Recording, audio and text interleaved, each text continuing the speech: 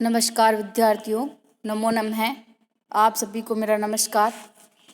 हम नीति शतक के बारे में पढ़ रहे थे पहली कक्षा में, पहले जो क्लास में उसमें। आज हम जो बचे हुए नीति शतक के श्लोक है वो पढ़ रहे हैं। इसमें 10वां श्लोक है नीति शतक का, वो इस प्रकार है। इसमें विवेक शून्य व्यक्ति के पतन की गाथा को गंगा के दृष्टांत द्वारा प्रस्तुत करते हुए कवि कह रहा है कि शिरः सार्वं स्वर्गात् पशुपतिशिरस्तक्षितिधरं महिङ्ग्रादुत्तङ्गाद् अवनिश्चापि जलधिम् अधो गङ्गेयं पदमुपगतां स्तोकं थवः विवेको भ्रष्टानां भवति विनिपातः शतमुखम्। अर्थात शिवः सार्वः शिरः स्वर्गात्, या गंगा जो है, या गंगा जो गंगा स्वर्गात अर्थात स्वर्ग से, सार्वम जो शब्द आया है ये शिव के सिर से, सार्वम शिव के सिर से, सिरह सिर से, स्वर्गात स्वर्ग से,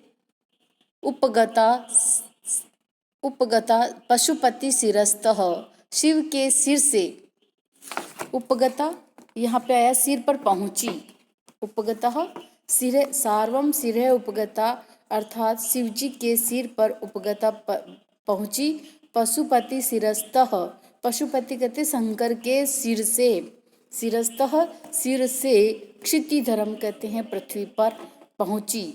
अर्थात ये पहले जो गंगा स्वर्ग से कहाँ आई, शिव जी के सिर पर, और फिर पशुपति शिरस्तः अर्थात शिव जी के सिर से, क्षितिधरम अर्थात पर्वतराज हिमालय पर आई, उत्तुंगात अत्यंत ऊंचे, महिंग्रात पर्वत से, अवनिम पृथ्वी पर, अवनि कहते हैं पृथ्वी पर उतरी, अवनिच और अवनि से अर्थात पृथ्वी से, और पृथ्वी से जलधिम अर्थ उपगता अर्थात समुद्र को प्राप्त हुई, जलधिम कहते हैं समुद्र को, कि फिर ये क्या की कि पृथ्वी से समुद्र को प्राप्त हुई। अध नीचे नीचे, सा वह, इयम यह गंगा, स्तोकम बहुत ही, अल्प या सीमित स्थान को प्राप्त हुई, अथवा ऐसे ही विवेकः भ्रष्टानाम विवेक भ्रष्ट लोगों का, विनिपातः पतन शतमुखम सैकड़ों प्रकार से भवती होता है। जो चौथी लाइन है इसमें विशिष्ट जो है लाइन है ये, तो इसमें यहाँ से सबसे पहले पढ़ते हैं कि विवेक भ्रष्ट जो लोग हैं उनका जो पतन है वह सैकड़ों प्रकार से होता है। कैसे होता है, ये 3 उदाहरणों से इसमें बताया गया है कि शिरः सार्व स्वर्गात, सार्वम शिव जी के सिर से, स्वर्गात स्वर्ग पर, स्वर्गात स्वर्ग से शिव जी के सिर पर, और पशुपति शिरस्त शिव जी के सिर से, क्षितिधरम अर्थात क्षितिधरम शिव जी के सिर से, क्षितिधरम कहते हैं पर्वतराज हिमालय पर आई, उत्तुंगात अत्यंत ऊंचे पर्वत से, महिंग्रात यानी पर्वत से, अवनिम कहते हैं पृथ्वी पर उतरी, अवनिच और पृथ्वी से, जलधिम उपगता अर्थ जल्दी कहते समुद्र को प्राप्त हुई, अध नीचे नीचे, सा वह, इयम यह गंगा, स्तोकम बहुत ही, अल्प सीमित स्थान को प्राप्त हो गई। ऐसे ही जैसे विवेक जो भ्रष्ट व्यक्ति होते हैं उनका जो पतन है वह हजारों प्रकार से होता है। जैसे गंगा स्वर्ग से भगवान के सिर के मस्तक पर पहुंची, फिर शिव के सिर से हिमालय पर्वत पर पहुंची, फिर नीचे हिमालय पर्वत पर आई, और ऊंचे उत्तुंग पर्वत से धरती पर आई, और पृथ्वी से समुद्र को प्राप्त हुई। यह गंगा नीचे नीचे गिरती हुई अत्यंत तुच्छ और निम्न स्थान पर पहुंच गई। अर्थात जो वास्तव में है विवेक जो शून्य है, भ्रष्ट है, ऐसे लोगों का पतन अनेक प्रकार होता है। इस जो चौथी लाइन से इसका जो है स्पष्ट किया गया है। विवेकहीन जो व्यक्ति है, विवेक ही जो मनुष्य की प्रगति एवं अस्तित्व जो अस्तित्व रक्षा का आधार है, विवेक शून्य जो हो जाता है तो उसका पतन प्रारंभ हो जाता है। एक बार पतन प्रारंभ हो जाने पर उसका कोई अंत नहीं होता, अवसान नहीं होता। ये पता नहीं कि वह कब तक रुकेगा। गंगा ने एक बार स्वर्ग को छोड़ने का शून्य निर्णय किया तो फिर वह कहीं स्थिर नहीं रह सकी और गिरती ही चली गई। स्वर्ग से मस्तिष्क पर मस्तिष्क और वहाँ से हिमालय पर्वत पर, हिमालय से पृथ्वी पर और वहाँ से सागर तक गई। स्वर्ग विहारिणी गंगा सागर में लुप्त हो गई। इसी प्रकार विवेक भ्रष्ट व्यक्ति एक बार पतन की ओर बढ़ जाता है तो उसका जो है रुकना कठिन हो जाता है। अधः पतन की सीमा नहीं रहती। यदि हम किसी एक मूर्खतावश एक दुर्व्यसन से मूर्खतावश फंस जाते हैं तो दुर्व्यसनों का दुष्चक्र हमें भटकाता रहता है। विवेक शून्य को पता नहीं रहता है कि उसका अधोपतन किस सीमा तक होगा। मतलब मनुष्य को विवेक नहीं खोना चाहिए और उसे मर्यादा का उल्लंघन नहीं करना चाहिए।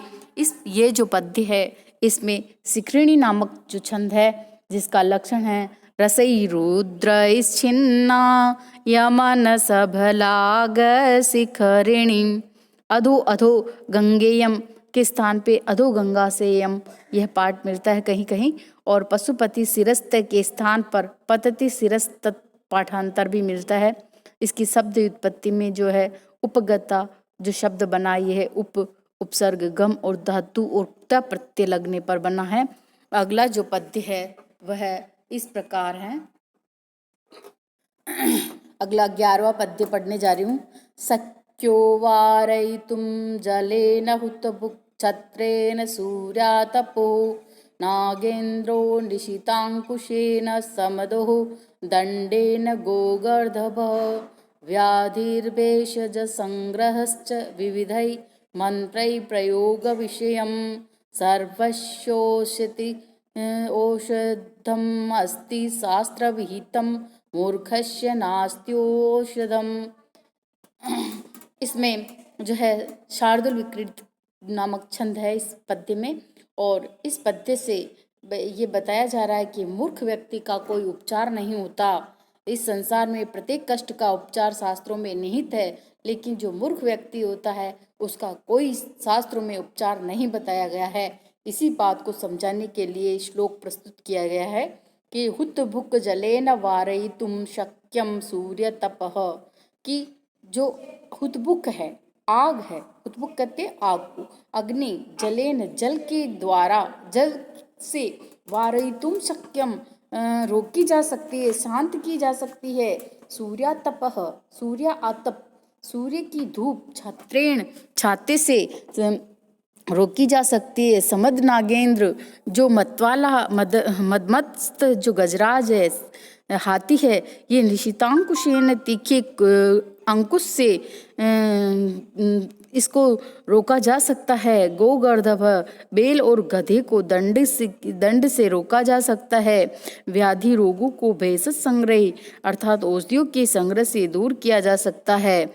और विष कहते हैं जहर को विविधई अनेक प्रकार के मंत्रोच्चार से प्रयोग से दूर किया जा सकता है। सर्वस्व सारे कष्टों को शास्त्र विहितम शास्त्रों में ही की गई है। औषधम दवा अस्ति है किंतु मूर्खस्य मूर्खी नास्ति औषधम, औषधि नहीं है।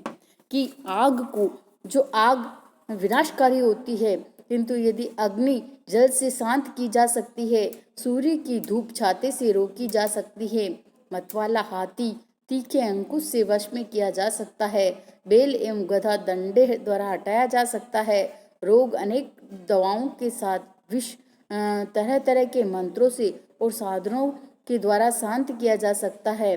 सभी कष्टों को दूर करने के लिए शास्त्र प्रतिपादित औषधियां हैं, किंतु मूर्ख व्यक्ति को समझाने के लिए शास्त्र में कोई भी उपाय नहीं है। इसको मूर्ख व्यक्ति को कभी भी समझाया नहीं जा सकता। ऐसा इसमें कहा गया है कि आग विनाशकारी होती है किंतु उसे पानी से बुझाया जा सकता है। धूप कष्टकारी होती है किंतु छाते से उसे बचाया जा सकता है। मदमस्त गज को तीक्ष्ण अंकुश से नियंत्रित किया जा सकता है।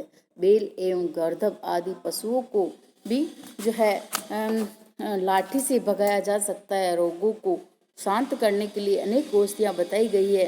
विष का प्रभाव भी मंत्रों एवं विविध प्रयोगों से शांत किया जा सकता है। विश्व में जो है में सभी परेशानियों का कोई न कोई इलाज उपलब्ध है, किंतु मूर्ख व्यक्ति अज्ञान जन्य शून्य दुराग्राही व्यक्ति को दूर करने के लिए कोई भी उपचार नहीं है। मूर्खता तो लाइलाज बीमारी है। दुराग्राही मूर्ख व्यक्ति को कोई नहीं समझा सकता, ऐसा इसमें कहा गया है। शार्दुल विक्रीडित इसमें छंद है। और सूर्यास्वैर्मस्तस्ततः सगौरवः शार्दुल विक्रीडितम, यह इसका जो लक्षण है।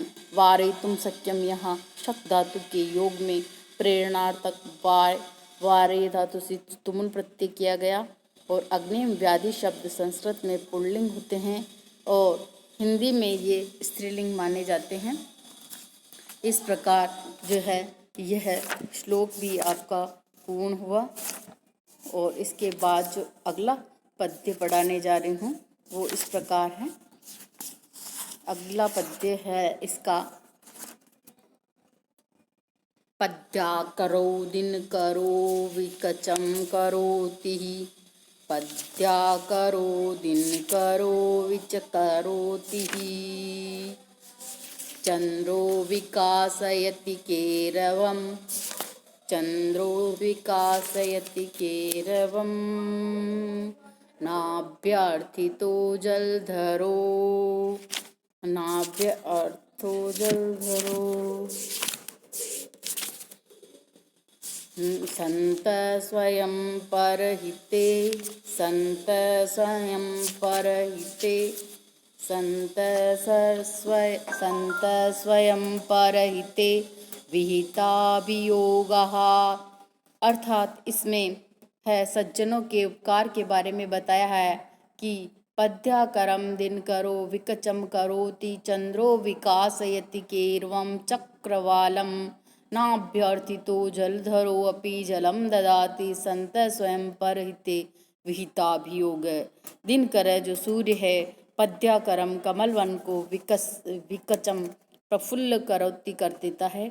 चंद्रमा जो चंद्र है, जो चंद्रमा है, केरवम चक्रवालम कुमुद समूह को विकासयति खिला देता है। जलधरा भी बादल भी, नाभ्यर्थित अयाचित ही जलम ददाति जल देता है। संत सत्पुरुष स्वयं अपने आप ही पराहिते परोपकार में विहिताभियोगा उद्योगशील होते हैं।